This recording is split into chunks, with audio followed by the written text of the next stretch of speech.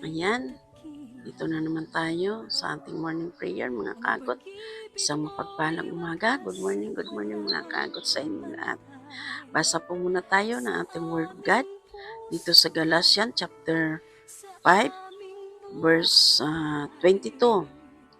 Sabi niya rito, subalit ang bunga ng Espiritu ay pag-ibig, kagalakan, kapayapaan, katyagaan, kabaitan, kabutihan, katapatan, kahinahunan, at pagpipigil sa sarili.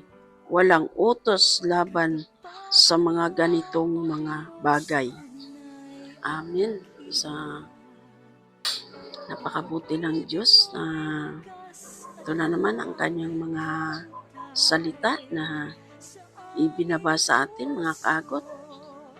Tayo po ay kung masunod lamang at ang lahat ng ito na nasa buhay na natin ay hindi na natin malalabag ang kautusan ng Diyos, mga kagot. Pero ganun pa man, walang perfectong tao, ang Diyos lamang.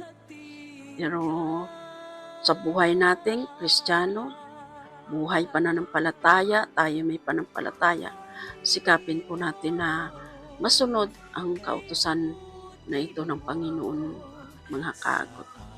Pray na po tayo mga kagot sa oras na ito.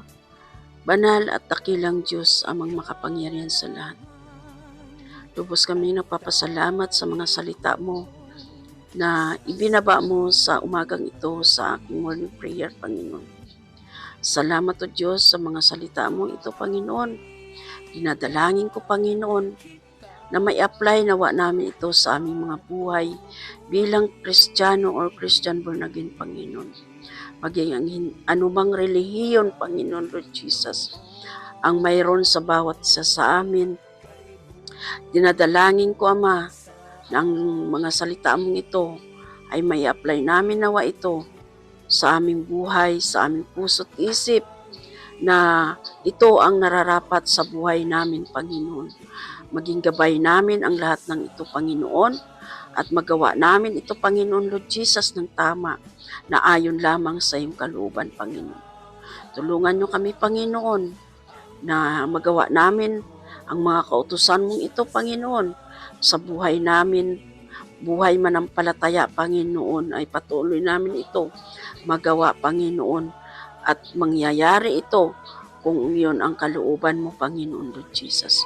Sa iyo namin, Panginoon, pinapaubaya at pinagkatiwala ang lahat ng ito, Panginoon. Sa iyo kami nananalig na ng palataya, Panginoon.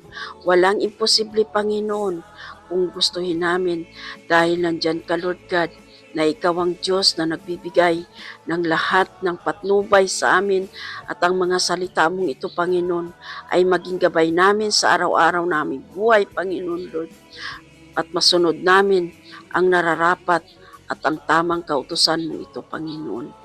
Dalangin ko muli, Ama, sa bawat buhay namin, sa buhay espiritual, Panginoon, anuman at sino man, anuman ang mga relihiyon na mayroon kami, Panginoon, at nawa ito, Panginoon, ay may sa puso, may sa buhay namin ang mga salita mong ito, na patuloy namin itong sundin, Panginoon, na mayroong mapayapang kalooban. Sabi mo nga, Panginoon, subalit ang bunga ng Espiritu, pag-ibig, kagalakan at kapayapaan, kahinahunan, kabaitan, pagpipigil sa sarili, Panginoon. At higit sa lahat, Lord, ay magawa namin ito sa aming kapwa, Panginoon. Lalo na, Lord God, sa mga hindi pa lubos kilala at naniniwala sa iyo, Panginoon. Salamat, Ama, sa iyong mabiyayang pag-ibig na ibinababa sa pamamagitan ng salita mong ito through Bible, Panginoon. Salamat sa buhay na ipinagkaloob mo, na sa bawat pagising namin, mayroon kaming lakas at kalakasan ng aming katawang lupa upang harapin namin ang buong maghapon na ito, Panginoon, na puno ng kagalakan at kapayapaan sa aming mga puso at kaisipan. Muli, Ama, maraming salamat sa mga salita mong ito. At patuloy namin ito, Panginoon, paglinayan ang bawat salita na aming mabasa, mapakinggan, Panginoon Lord Jesus, dahil ito ang nais at ang kalooban mo sa iyong mga anak na lubos na niniwala at nanampalataya, Panginoon. Salamat, Panginoon, sa umagang ito, sa oras na ito, sa iyong biyaya at habag sa buhay ko at sa buhay na buong pamilya ko.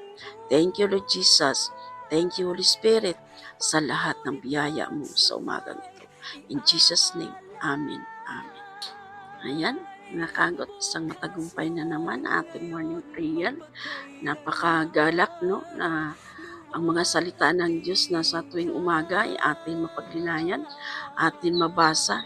Napakagaan ng buhay at sa buong maghapon na nandun, dama natin ang pagmamahal at presensya ng Panginoon, mga kaagot. Salamat, mga kaagot, sa makapakinig ng video kong ito or mapanood ninyo.